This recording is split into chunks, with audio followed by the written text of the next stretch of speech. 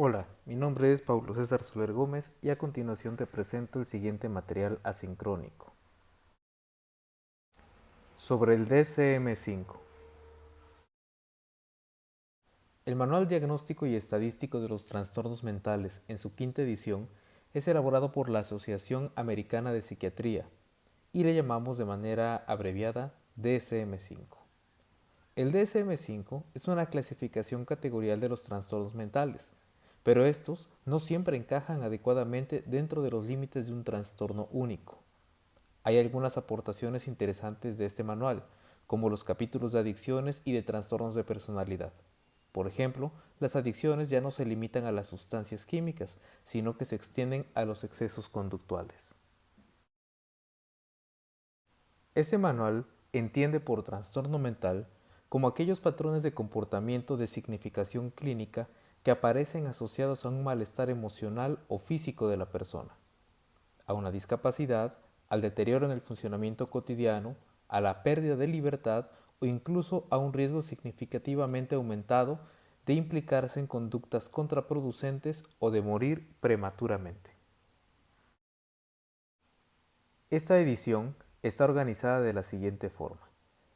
La sección 1 está dirigida a proporcionar pautas para el uso clínico y forense del manual. La sección 2 incluye los criterios y códigos diagnósticos de los diferentes trastornos. Y la sección 3 recoge medidas dimensionales para la evaluación de los síntomas, criterios sobre la formulación cultural de los trastornos y una propuesta alternativa sobre la conceptualización de los trastornos de personalidad, así como una descripción de las condiciones clínicas. La presente edición presenta algunos cambios en relación a su antecesor. En un primer lugar, vamos a encontrar que a nivel estructural y organizativo, los cambios más destacables en el DSM-5 son la eliminación del sistema multiaxial y la reorganización de los capítulos. También podríamos encontrar que este manual está basado en el modelo categorial, que implica que cada categoría diagnóstica es diferente de la salud y del resto de las categorías diagnósticas. Sin embargo, al ser conscientes sus autores de las limitaciones del sistema categorial, incorporan hasta cierto punto un enfoque más dimensional que en las ediciones anteriores.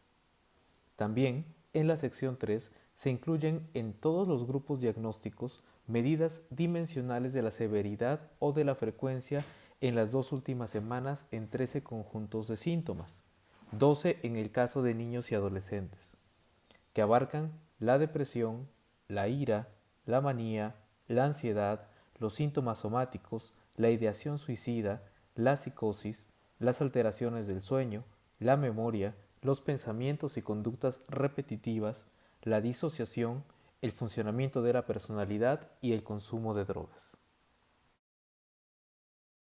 Asimismo, se incluye en esta sección una escala de evaluación de la discapacidad, proporcionada por la Organización Mundial de la Salud, autoadministrada, de 36 ítems, que está orientada a evaluar las capacidades del sujeto adulto para llevar a cabo actividades de 6 áreas: comprensión y comunicación, movimientos, autocuidado, relación con otras personas, actividades cotidianas y participación en la sociedad. También, la organización global de los capítulos y la específica de cada uno tiene más en consideración el ciclo vital que en las ediciones anteriores del DSM. Así, los cuadros clínicos que se manifiestan en las primeras fases evolutivas, como por ejemplo los trastornos del neurodesarrollo, figuran al principio del manual. Los trastornos que habitualmente aparecen en la adolescencia y en la edad adulta, joven, entre otros, los trastornos de ansiedad, depresivos o de la conducta alimentaria, se encuentran descritos en la parte central. Y por último, los trastornos asociados a la vejez, por ejemplo los trastornos neurocognitivos, se hallan al final del mismo. Existen observaciones y críticas para el uso de este manual. El DSM-5, como en sus ediciones anteriores, habla de trastornos mentales y no de enfermedades mentales. Esto resulta importante pues el concepto de enfermedad implica una etiología, una agrupación de síntomas, un curso y un pronóstico, así como una determinada respuesta al tratamiento. Sin embargo, hoy no es posible determinar los factores etiológicos ni los procesos patológicos subyacentes para la mayoría de los cuadros clínicos. Por ello, se opta por limitarse a describir de la forma más detallada posible los criterios diagnósticos actualizados de los trastornos mentales, para que puedan ser identificados por los terapeutas y ser comunicados a los profesionales con un lenguaje común. Por otra parte, el DSM-5, como sus antecesores, es más un diccionario descriptivo que un manual de psicopatología. Sin embargo, el diagnóstico resultante del proceso de evaluación psicológica debe ir más allá de la etiquetación de los problemas. Es decir, además de responder a la pregunta ¿qué le pasa al paciente?, la evaluación debe responder a la pregunta ¿por qué le pasa esto al paciente? Lo cual requiere, por un lado, el análisis topográfico, pero por otro, un análisis funcional de la conducta. La etiquetación de los problemas del paciente es solo un paso en el proceso terapéutico. El DSM-5 se entronca en el modelo médico categorial de enfermedad, que, en el caso de los trastornos mentales, presenta muchas limitaciones en la práctica clínica. Es así que hay grupos de síntomas relacionados especialmente con la ansiedad y la depresión que están presentes en muchas categorías diagnósticas. Por último, hay nuevos trastornos diagnosticados en el DSM-5 que no cuentan con un apoyo empírico sólido y que pueden implicar una medicalización de conductas normales. Eso lleva consigo el riesgo de una medicación innecesaria.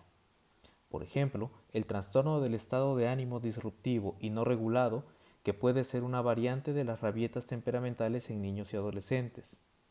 Las molestias y el malestar emocional periódico de la menstruación puede confundirse con el trastorno disfórico menstrual. Asimismo, el trastorno neurocognitivo leve puede ser reflejo de la pérdida de memoria atribuible a la edad y que no es necesariamente precursora de la demencia.